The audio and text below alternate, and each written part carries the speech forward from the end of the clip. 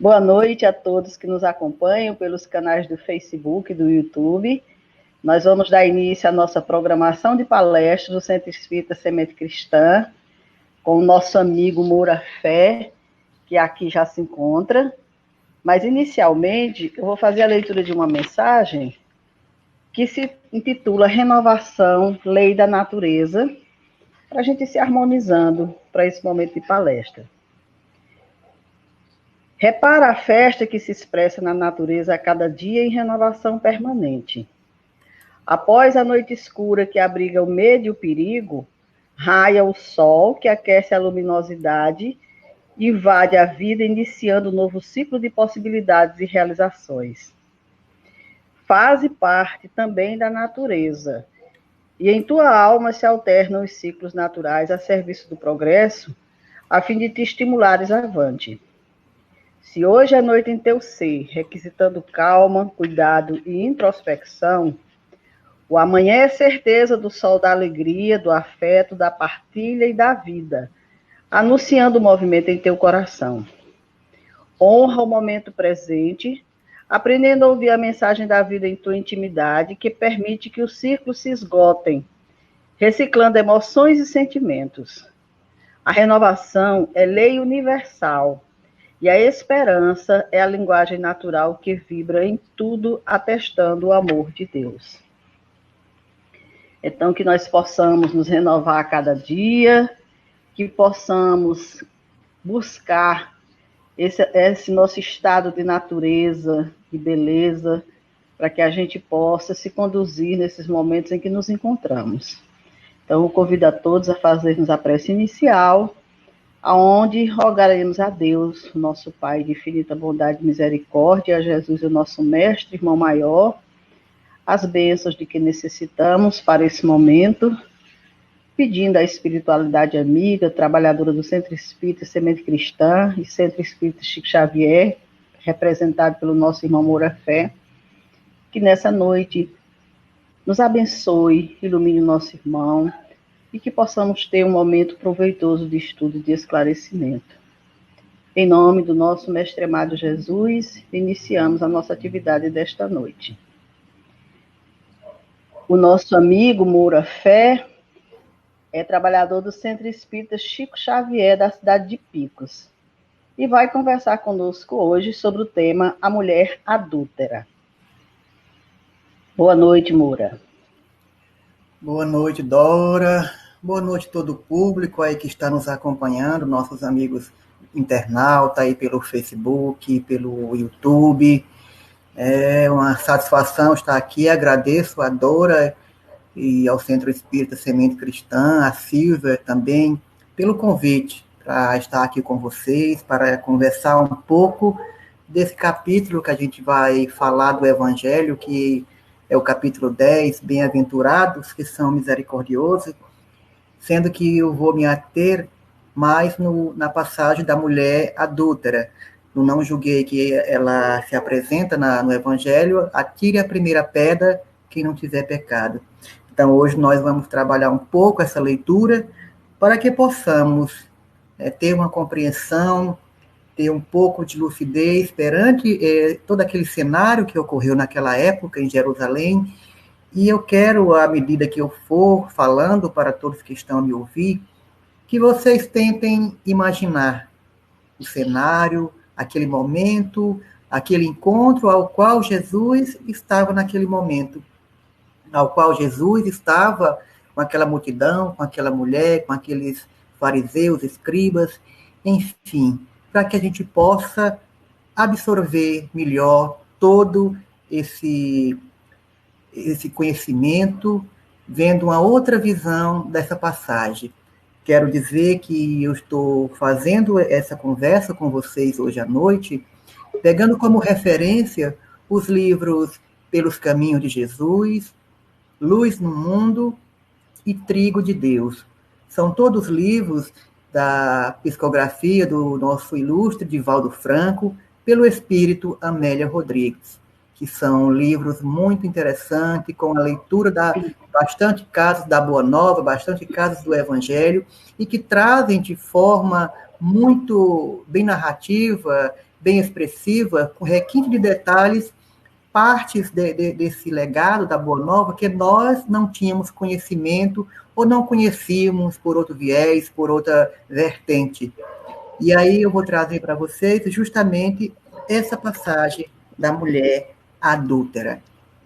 Inicialmente, nós sabemos que essa passagem da mulher adúltera, seu nome não se sabe, ninguém sabe o nome dessa mulher adúltera, porque, na verdade, ele não é citado em nos evangelhos, nem nas tradições apostólicas, nem em nenhum outro livro de pesquisa, de teologia, ele traz esse livro de forma que, ele traz esse nome dessa mulher, de forma que alcançasse os nossos dias de hoje.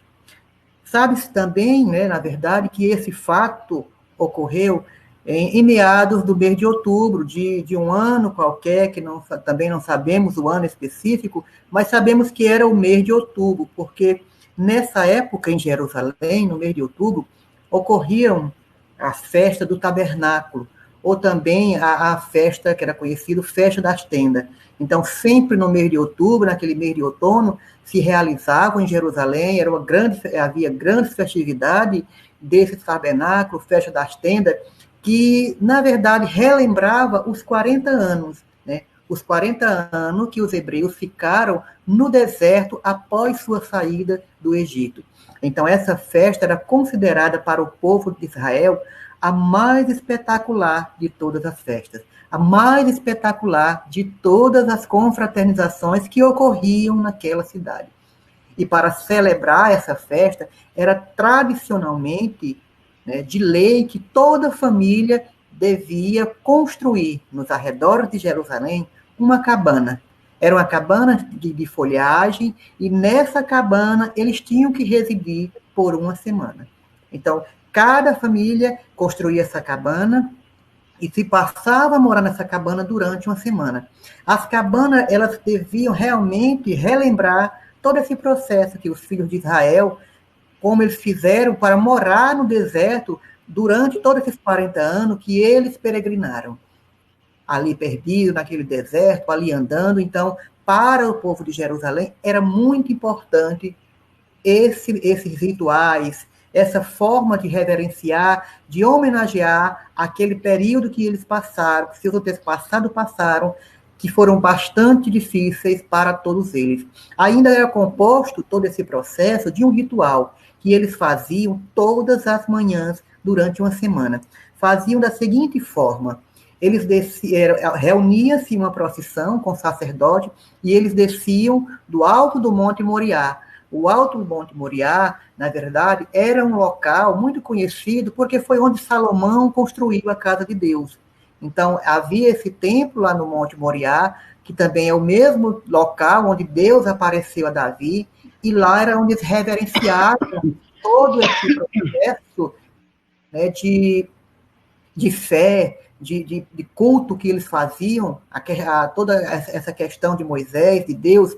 E eles desciam toda manhã do Monte Moriá e desciam em procissão em direção à fonte de Siloé. A fonte de Siloé, caso alguém não lembre, é aquela fonte, daquela passagem que Jesus havia curado aquele cego, onde ele pegava aquela argila, aquele barro, molhava com saliva e colocava no olho do cego e mandava que ele fosse lavar na fonte.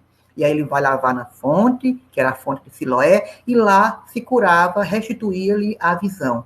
Então, eles desciam do Monte Moriá em procissão até essa fonte, acompanhado pelo povo. Todos os povos levavam várias palmeiras, várias palmas, e a esse mesmo instante iam soando, ao som do jofar, que era um longo chifre de carneiro que assumia a função de trombeta. Chegava no lago, aliás, na fonte de Siloé, que em muitas escrituras também é conhecido como Lago de Siloé, e ali eles colhiam essa água em vasos de ouro e retornava com a multidão subindo ao templo. Faziam isso sempre durante uma semana. Quando chegavam no templo, misturavam aquela água com vinho e jogavam no altar dos holocaustos. E isso se repercutia todos os dias. Então, era uma tradição para os israelitas que eles faziam reverenciando todo o processo de vivência em nome daqueles 40 anos que passaram no deserto, buscando a terra prometida. E Jesus viera também a Jerusalém naquela época justamente para participar dessas festividades, para vivenciar essas festividades e, ao mesmo tempo, claro, fazer suas pregações. Enfim, passado essas festividades, concluído todas essas festas, Jesus resolveu continuar ficando em Jerusalém. Então, Jesus continuou em Jerusalém e continuou a fazer sua pregação àquele povo. Naquele dia específico, naquela tarde, ele estava realmente junto à porta do templo de Nicanor.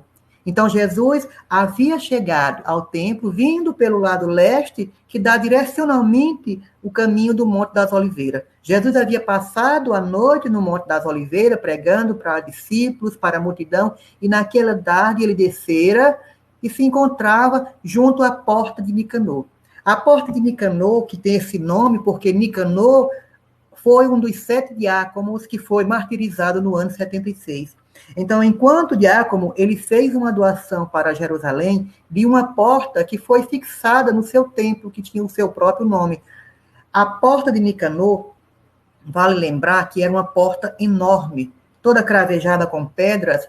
Ela tinha, em média, 20 metros de alturas e de largura entre 8 a 9 metros. Então, aí já se imagina o tamanho dessa porta e o tamanho do templo também, para compor uma porta desse tamanho.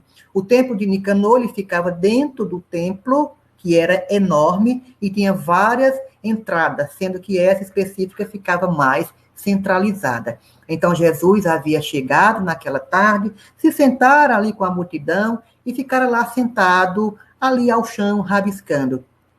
As escrituras presumem que naquele momento se encontrava com ele apenas o apóstolo João.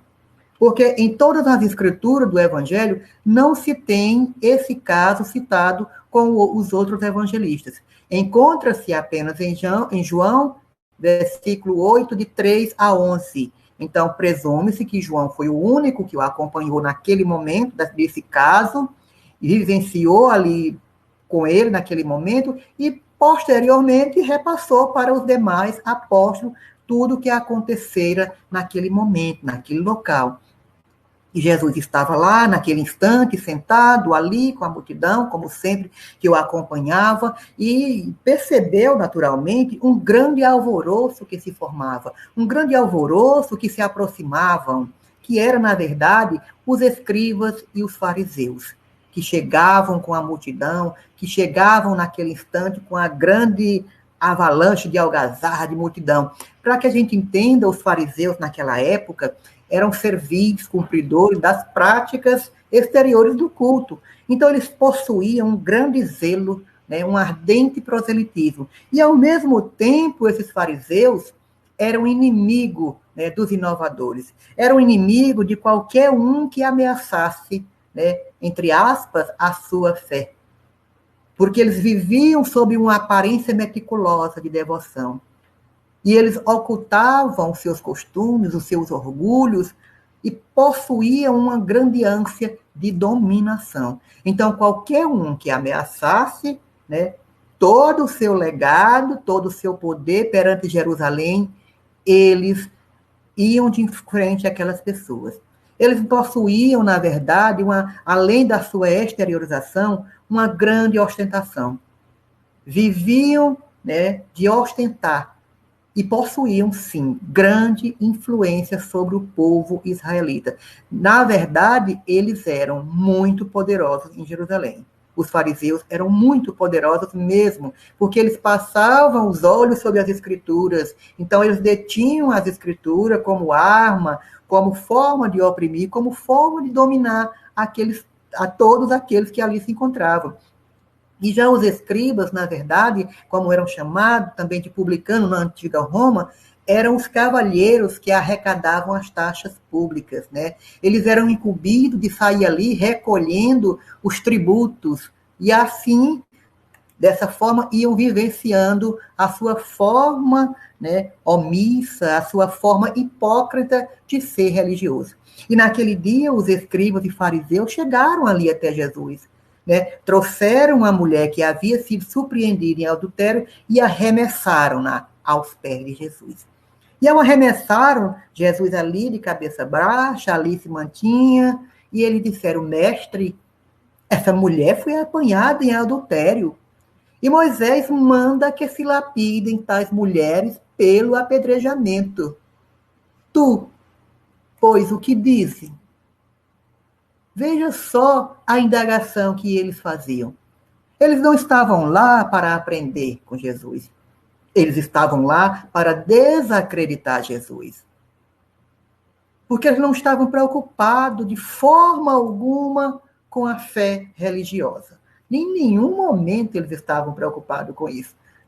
Diga-se que entre Israel, a definição de adultério para homem e mulher eram totalmente diferentes.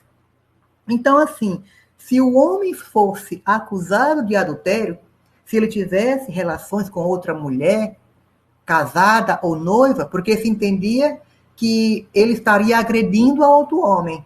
Então, se ele tivesse dessa forma adulterando com outra mulher, só se ela fosse casada, né, ou noiva. Já a mulher era diferente a forma. Porque quando o homem, enquanto ele adulterava, ele agredia apenas o homem, o outro homem. A mulher já era diferente. Ela agredia o matrimônio, ganhava uma proporção religiosa maior. Ela agredindo o matrimônio, ela estava agredindo as leis divinas, porque o matrimônio era das leis divinas, então ela não poderia agredir. Já o homem, quando ele adulterava, ele agredia apenas o outro homem, então era relevado. Então, quando a mulher ela era apenas suspeita de adultério, ela era submetida naquela época a uma prova de beber uma água amarga. Então, ela devia beber essa água monstruosa, que era a base de ervas, de uma apanhada nos templos, nas regiões do templo, e se ela vomitasse ou ficasse doente, ela era considerada culpada. Se ela fosse surpreendida em flagrante, era pena de morte. Era a lapidação, era o apedrejamento. O que também era igualmente aplicado se ela fosse estuprada, violada dentro da cidade, dentro dos muros da cidade. Porque ali se supunha, caso ela estivesse sendo violada, estuprada ali dentro da cidade, ela poderia gritar, ela poderia pedir socorro e seria salva. Então, para a mulher, não tinha de forma alguma chance, ela estava, de qualquer maneira, ali perdida perante o adultério. Então, os fariseus submetem essa mulher ao julgamento de Jesus, porque eles possuíam olhos de lince perante as faltas alheias. A questão daquela hora visava muito mais para aproveitar esse incidente, para aproveitar essa situação e armaram uma cilada ao profeta de Nazaré. Armaram uma armadilha para Jesus, porque se Jesus a absolver-se, estaria contrariando a lei de Moisés, que é a lapidação. Já se Jesus a condenasse, não a condenasse, a condenasse realmente, ele estaria contradizendo o não perdoar a um pecador. Ele também estaria se contradizendo perante os seus ensinamentos. E aí Jesus ficava naquele impasse perante o que eles queriam, que Jesus ficasse naquele impasse, que Jesus ficasse na armadilha.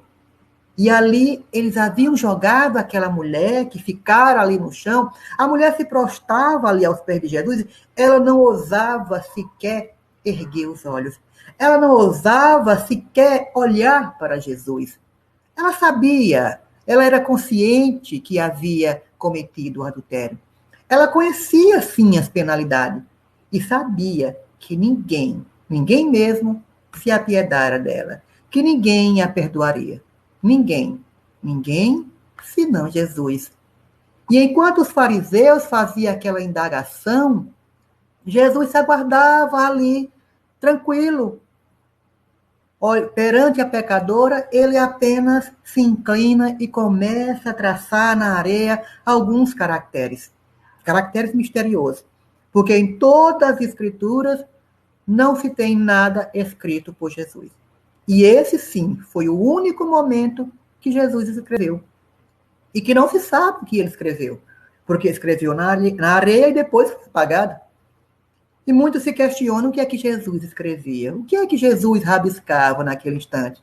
Seria o nome do cúmplice que se evadiram do local? Do adúltero também?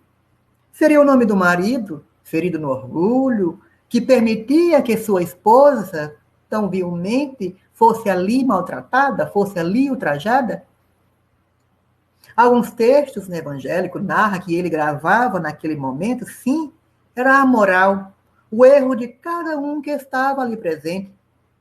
Dos curiosos que ali esperavam a sentença de morte para que se extasiasse com todo aquele espetáculo, com toda aquela situação sanguinolenta, impiedosa, barbárie. Mas Jesus olhava ali para cada um deles, Jesus percebia que ali também tinha o ladrão, que ali tinha o adúltero, que ali tinha o caluniador, ali também existiam várias mazelas naqueles que acusavam, as mazelas morais daquela mulher, talvez muito maior do que o próprio adultério. Mas Jesus não estava preocupado, Jesus deixou que o silêncio perdurasse. E a expectativa crescia, e eles ficavam ali ansiosos, afoitos, o sangue quente fervendo, todo com aquelas pedras na mão ali, já preparado para arremessar, aguardando o momento que Jesus desse o veredito e eles começassem o apedrejamento. Mas Jesus, calmamente, se ergue e vai percorrendo o olhar prescrutador, pelaquela tumulto daqueles acusados, que quando cada um daqueles o olhar se cruza com o de Jesus, o sangue gela ali a intimidade. Porque Jesus percorre a intimidade de cada um. Jesus percorre o espírito de cada indivíduo que se prostrava ali com as pedras, que se preparava para acusá-la, para atirar-lhe as pedras e matá-la impiedosamente. Jesus, parado, fixa e apenas diz: aquele dentre vós que estiver sem erro, atire-lhe a primeira pedra. E o silêncio perdurou mais ainda. Circunstamente, um a um começou a se afastar. Começaram a soltar as pedras. Começou pelos mais velhos. Sim, os mais velhos começaram a soltar as pedras. Presume-se que os mais velhos tinham mais empeços, mais problemas, mais remorsos, mais azedumes. E soltaram-lhe as pedras. Depois os mais jovens. E um a um soltou as pedras e foi saindo daquele local. E ali pairou aquela indecisão geral. Jesus voltou novamente a traçar os sinais enigmáticos. Quando o silêncio se fez, ele se levanta novamente. Ali estava a mulher. A mulher ainda não tivera coragem de olhar para Jesus e ficava à espera do seu castigo. Porque se todos os demais haviam partido, ela devia esperar a sentença dele. Ela devia esperar a sentença de Jesus para que a execução, outra execução, fosse feita. Mas Jesus, na sua misericórdia, na sua compaixão infinita, ele ergueu a miséria moral daquela mulher e disse: mulher, onde estão os que te acusavam? Ninguém te condenou, mulher? Ela cabisbaixa: ninguém, Senhor. Ela ousou responder timidamente, a meia voz. E em vez de receber pedrada, ela ouviu as palavras do perdão e da vida que Jesus falou. Nem tampouco eu te condeno. Vais e não tornes a pecar. E ela, naquele instante, ergue os olhos para Jesus em lágrima e parte a correr, desesperada, mas com o coração transformado, com o coração calmo, com o coração repleto de amor. Corria sem saber para onde, mas partiu. E aquela tarde se finalizara. Jesus foi para a casa de um dos seus, porque passarias a noite ali. E aquele diálogo na praça ensolarada, na qual aquela mulher, compreendida por Jesus, tornou-se para Jerusalém um esperado, um grande escândalo. Porque, surpreendentemente, o mestre não censurou o delito. Em nenhum momento Jesus censurou o adultério. Em nenhum momento Jesus foi conivente com aquele delito. Em nenhum momento ele recomendou aquela mulher equivocada à lapidação e nem a liberou de suas responsabilidades, considerando-a inocente.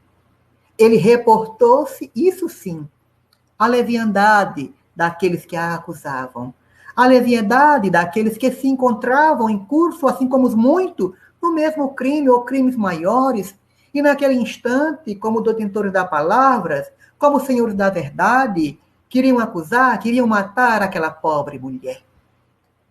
Tal atitude havia desconcertado os intrigantes, haviam desconcertado aqueles vingadores gratuitos que se rebelavam contra a terrível chaga do organismo social, que é o adultério, esquecido de que, ao lado da caída, se encontrava também o comparsa que tombara no mesmo erro, mas que não se encontrava ali, naquele momento, como adúltero.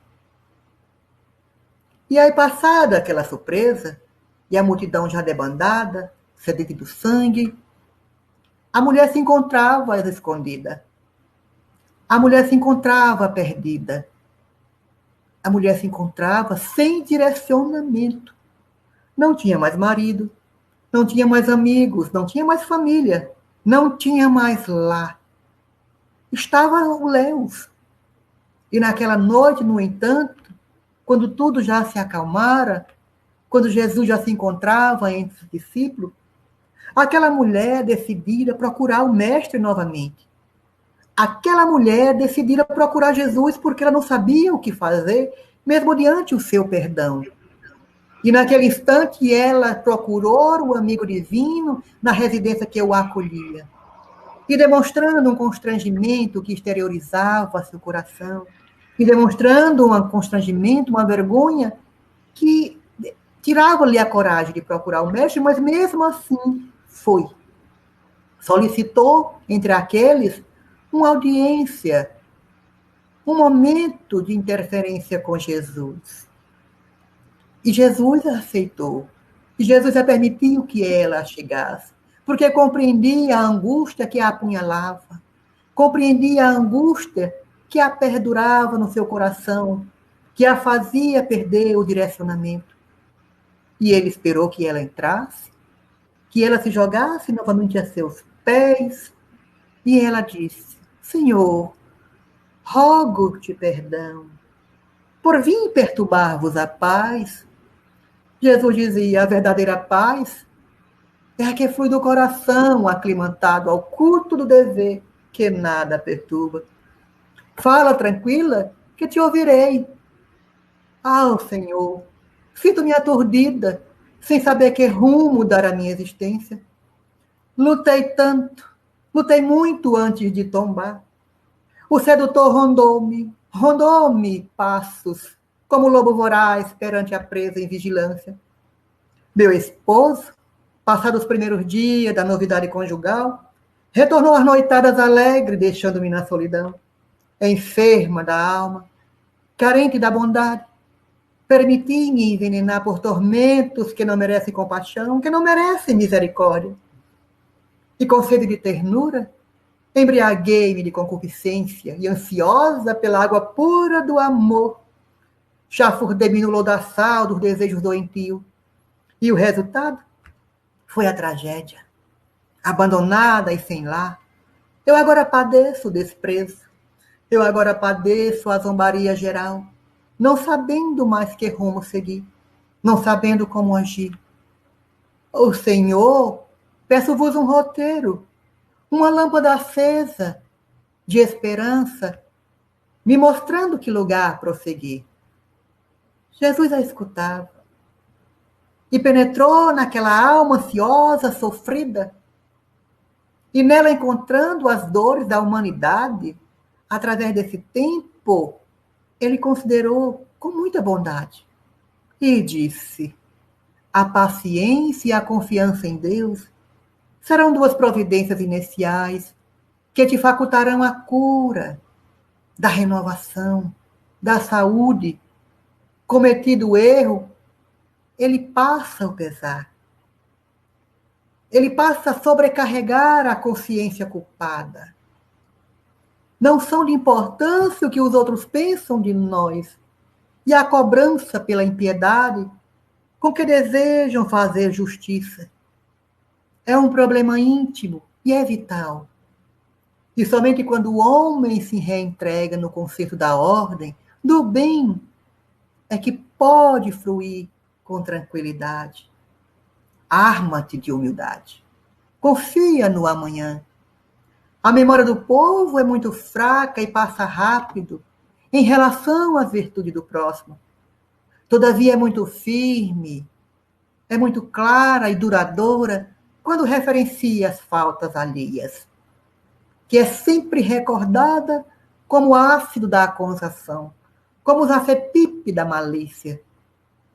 O exemplo decorrente do teu arrependimento se transforma na defesa equivocada, que agora reparas perante o Pai, e antes mesmo também da sociedade, que há de reparar todo esse engano perpetrado. Mas, Senhor, para onde eu irei agora? O que vou fazer, Senhor? Não tenho mais nada. As aves do céu têm ninho, e a serpente e as feras os seus covis. Mas o filho do homem não tem para onde se agasalhar, vivendo sob a borda estrelada e avançando na direção do infinito.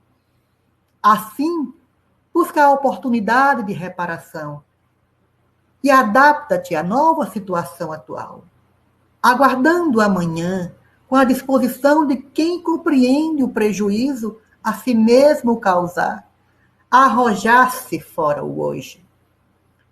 A negligência do esposo ingrato e leviano não te constitui respaldo para que eu te assumisse compromisso infeliz semelhante.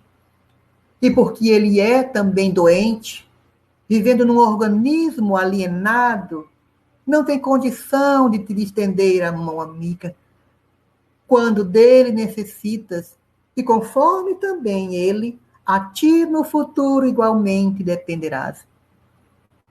Minha filha, a vida é feita de permutas, que facilitam a felicidade para todos, sem cujo concurso se faz mais difícil. Segue para outro local, porém renovada pela certeza do triunfo, porquanto todo aquele que se levanta da queda encontra apoio na fé e na luz para se firmar. O Pai Criador não desampara filho algum, e vela devotado por todos aqueles que se arrependem e voltam para o Pai. Jesus terminara o seu discurso e ali fez-se um silêncio profundo, tocante, natural. Ninguém ousava quebrar aquele silêncio.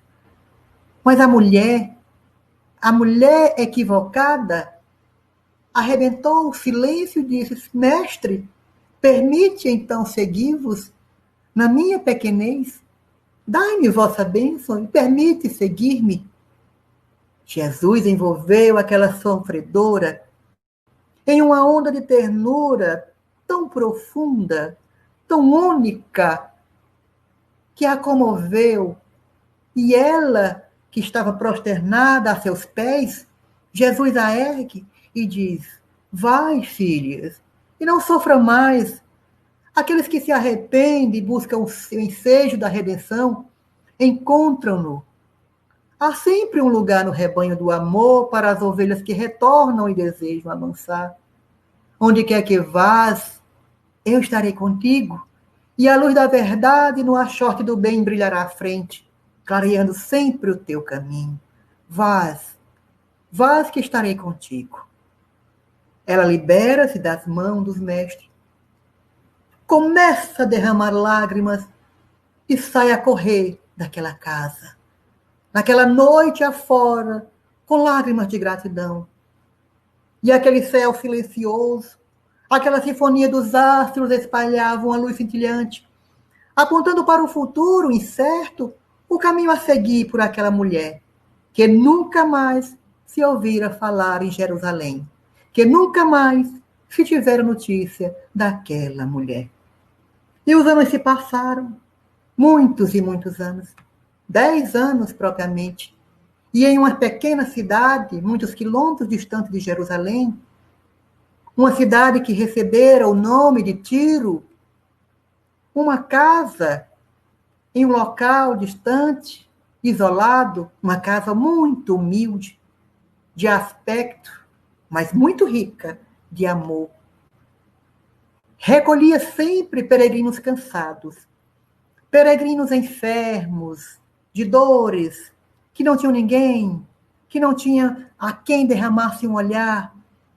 E ali residia uma mulher que trazia ainda na face desgastada vestígios de grande beleza em decadência. Ela reunia ali diversos infelizes, doentes, acolhia-os, limpava-lhe as chagas, falava de Jesus. E ela tornara-se, por isso, muito querida, muito respeitada por todos. E num cair de uma tarde qualquer, chegou trazido por mãos piedosas um homem cheio de chagas, um moribundo de extrema penúria, quase morto, sob um fardo de 1000 vicissitudes. Ela recolheu com carinho, lavou-lhe as úlceras, curou-lhe os ferimentos, aliviou-o com ungüentos medicamentosos, dava-lhe caldo reconfortante das mãos de caridade que ela possuía. E passado o tempo, ele foi recobrando, pouco a pouco, a lucidez, a coragem do seu corpo físico, que já estava altamente desfalecido, e pouco a pouco ele começou a ouvir as mensagens reconfortantes daquela mulher de encorajamento em nome de Jesus, que ela sempre fazia questão de evidenciar. E ele se emocionava com aquela conversa, com aquelas mensagens, e certa feita indagou interessado: esse Jesus a quem vos referis é aquele Galileu que foi crucificado em Jerusalém? E ela disse: sim, ele mesmo. Ele morreu por nós, mas volveu ao nosso convívio para nunca mais nos deixar. E vós o conhecesse para ter tanta certeza de que seus ensinos são verdadeiros? Sim, eu os conhecia oportunamente quando a mim ele me salvou, porque ele me salvou. Eu também tive a honra de o conhecer. Respondeu o moribundo, mesmo sem força, ainda um pouco amargurado. Mas ele não soube me beneficiar. A vós ele salvou, mas a mim ele foi egoísta, ele foi mau, e eu o detestei. Afastei-me de sua presença para sempre, confuso e amargurado. Que vos fez, Jesus, para que fugiste dele magoado? Ele salvou. Ele salvou a minha mulher que adulterara contra mim e não me concedeu sequer uma palavra de consolação. E eu não pude compreendê-lo. Então, eu abandonei a minha companheira, a quem eu infelicitara com os meus vícios, e envenenei-me na dor. Passaram-se anos, eis que eu me despertei para a verdade. Eis que eu me despertei para o meu erro. E então eu saí de Jerusalém e passei a procurá-la de cidade em cidade, buscando em vão em toda parte, até que uma doença me devorou meu corpo e hoje me encontro aqui quase a morrer. Só não morri por conta de suas mãos caridosas. E ela, embargada pela multidão, em desenfreio, naquele momento, a mulher recordou daquele dia na praça, 10 anos atrás, naquela tarde com o mestre, Reconheceu ali o companheiro do passado, mas não lhe disse nada. Segurou-lhe a mão, suavemente, consolou e disse-lhe: o arrependimento do erro, a confiança em Deus e a paciência são os primeiros passos para a reparação de qualquer mal, de qualquer delito. Deus é amor, Jesus é o caminho, e por isso mesmo nunca está longe daquele que os quer, daqueles que o buscam. Agora durmas em paz, porque enquanto eu velo por ti, porque nós ambos, nós já o encontramos. Nós encontramos Jesus, e Jesus nos transformou, e Jesus nos curou. E ali, naquele instante, se finalizava o ciclo da mulher adúltera e o seu marido que havia colocado ela para o mundo. Porque a mulher adúltera havia cometido um erro. E as mulheres que caem, muitas vezes é porque encontram alçapões disfarçados no solo da ansiedade, nos quais são atirados pela volúpia dos homens que as hipnotizam com desejos infremes. Atrás de cada organização feminina violada, atrás de cada mulher adúltera, também há um companheiro oculto. E em cada mulher adúltera também se esconde um adúltero, um comparsa do mesmo erro. Um comparsa que com ela se alvitriou, que com ela levou para esse caminho de degradação. Mas onde estaria? Onde estaria o adúltero? Onde estaria aquele que a infelicitou? Onde estaria aquele que explorou sua fraqueza, que a abandonou para que fosse lapidada, para que fosse morta? Divaldo Franco, no livro Trigo de Deus, pela psicografia de Amélia Rodrigues, nos diz que aquele parceiro infeliz, que não foi levado à praça de julgamento, que não foi levado à condenação, que a revel derrubar aquela mulher ao abismo, continuara livre, continuara em Jerusalém, porque os conceitos arbitrários de justiça humana o eximaram da humilhação.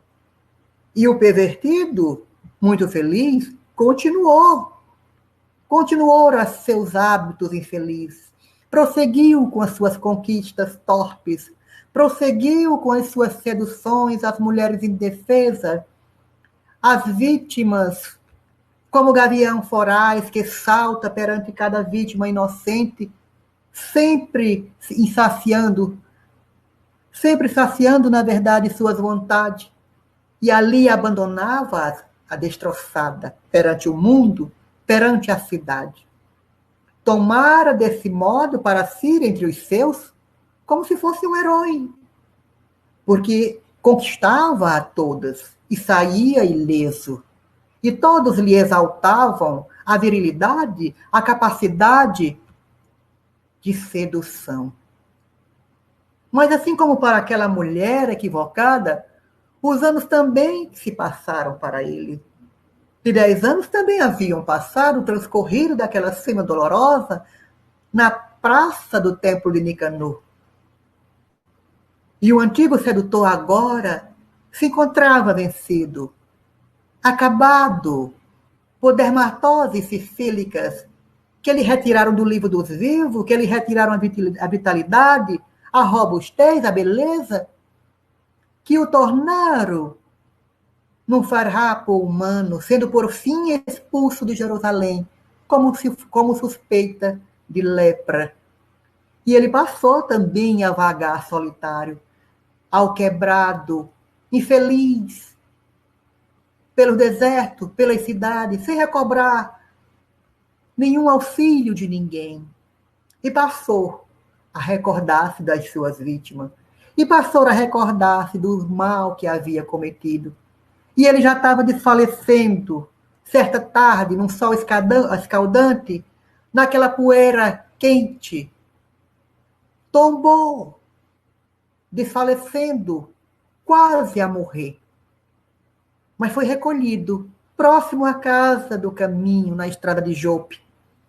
E ali ele foi recolhido e recebeu das mãos caridosas de Simão Pedro o tratamento adequado e o apoio moral para a exulceração íntima e de suas úlceras.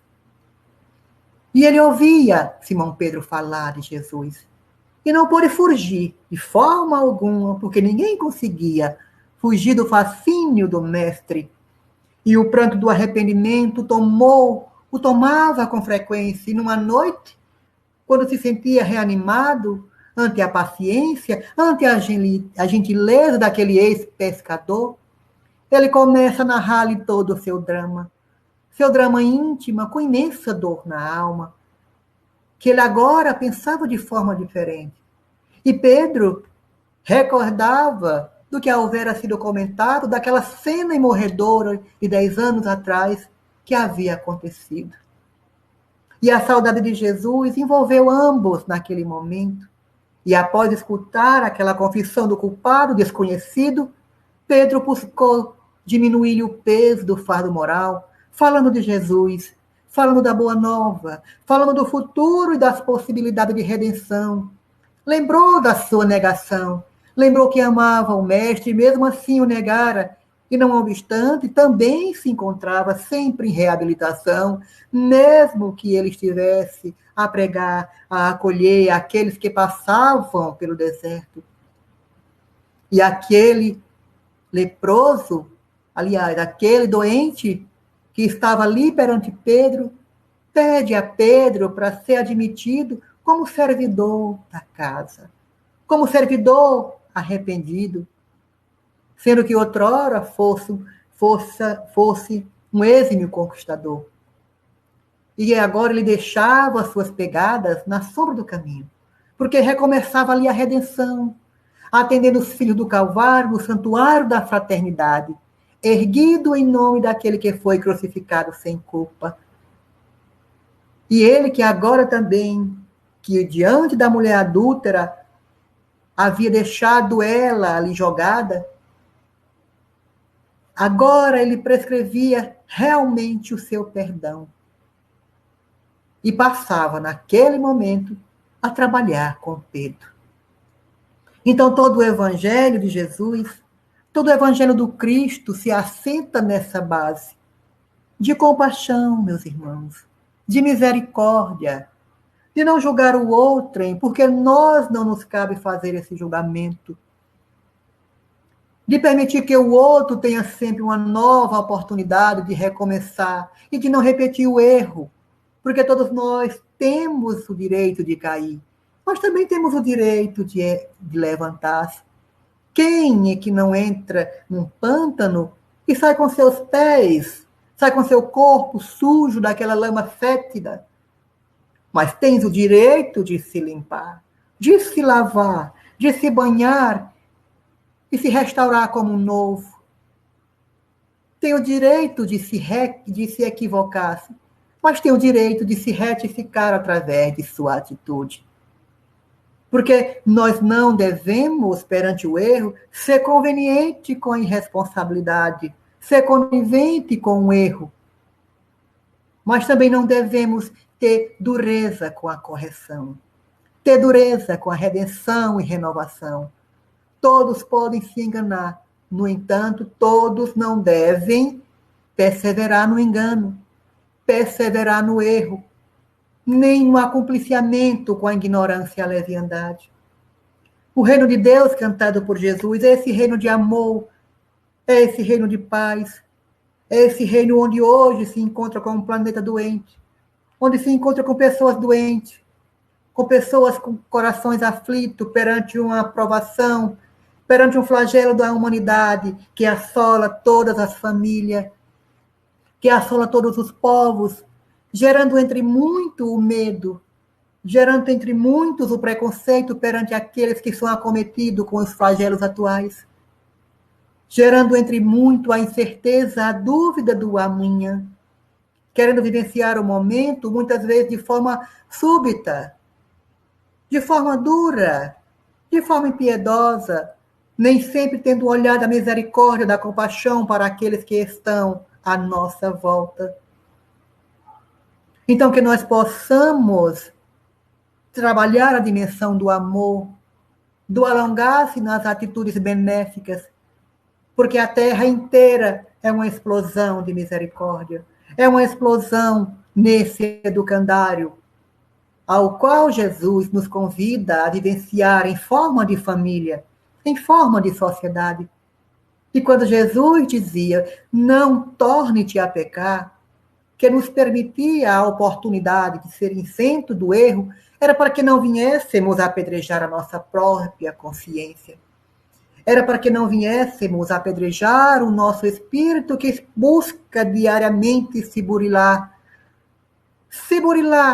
das nossas imperfeições, das nossas dificuldades morais, de nos transformar enquanto seres humanos numa caminhada evolutiva repleta de reveses que nos culmina, que nos convida constantemente a uma análise, a uma busca de uma transformação moral, de uma transformação individual, ao qual estamos fadados nesse momento em que o mundo começa a sua trajetória de caminho para processos de regeneração do planeta.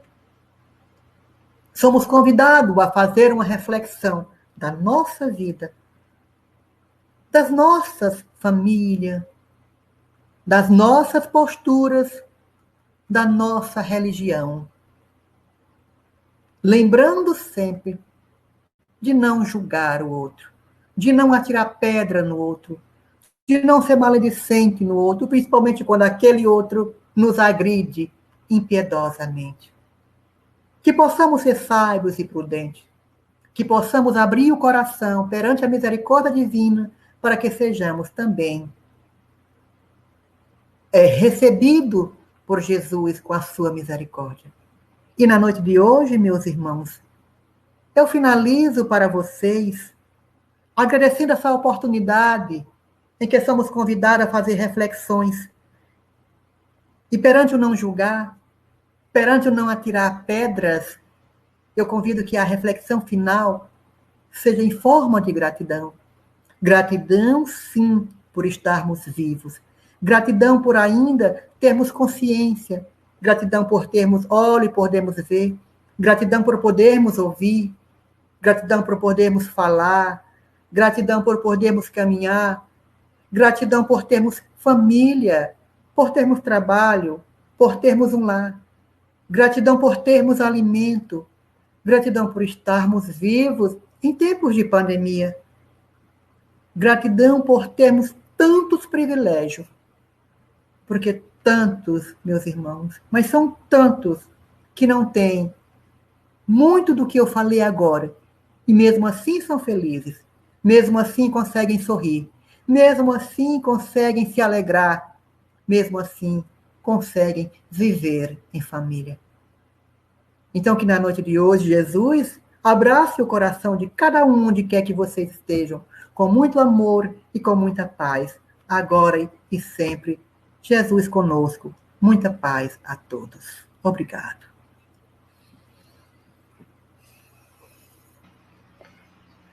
Nós aqui somos gratos, Murafé, por esse relato bíblico belíssimo que você nos trouxe. O Evangelho de Jesus é maravilhoso. Sim. Nós é que não conhecemos, nós é que não nos aprofundamos nesses casos, nesses estudos. E nós somos muito gratos pelo que você nos trouxe nessa noite. Foi muito bom estar com você nesse momento. Eu que agradeço. E a sua contribuição com o trabalho da nossa casa. Então, nós vamos fazer a nossa prece para finalizar o nosso trabalho. Vamos agradecer a Deus por tantas benesses recebidas. Agradecer por tudo que recebemos em nossas vidas.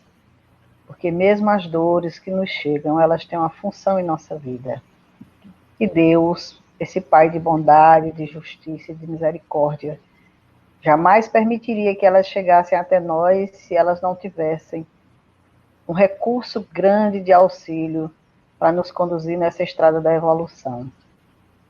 Então, que possamos agradecer a Deus, pedir bênçãos também por todos os nossos irmãos que nesse momento passam por transtornos de doença e perdas, por todas as situações que trazem desequilíbrio emocional, mental, que possamos confiar em Deus, confiar no nosso Mestre amado Jesus e buscar no seu Evangelho as lições de que necessitamos para o aprendizado das nossas vidas.